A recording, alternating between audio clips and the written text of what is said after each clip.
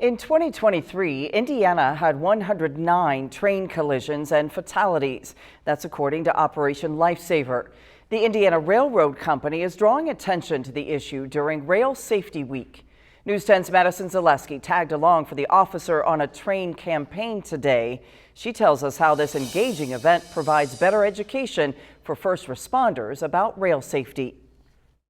Officers got to see firsthand what conductors deal with every day. It was all through a campaign called Officer on a Train. The goal of the campaign is to offer education about collision and trespassing prevention. Because we want them to be an advocate for rail safety, because ultimately they also have to respond.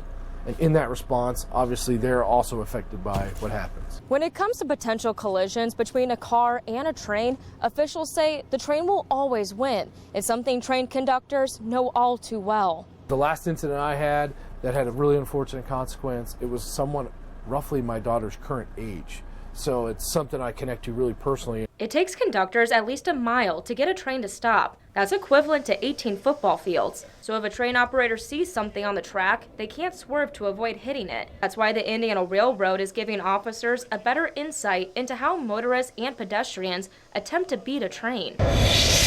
Once aboard the train, officers got a live feed from the front of the locomotive that showed the viewpoint of train operators. To see it from the engineer's point of view is definitely something you don't get an opportunity to do almost ever. And even riding on a passenger rail or passenger train, you look out the side window, but you're not necessarily looking down the tracks and looking at the intersections and the cars and the people, pedestrians. It's a very interesting perspective. By the end of the day, conductors want first responders to get a better understanding of the challenges train operators face every day and how to best enforce train traffic laws. It's a different animal. It's not something you're going to get on there and let me check your driver's license and then how fast are you going. That's not what we need our law enforcement officers focused on.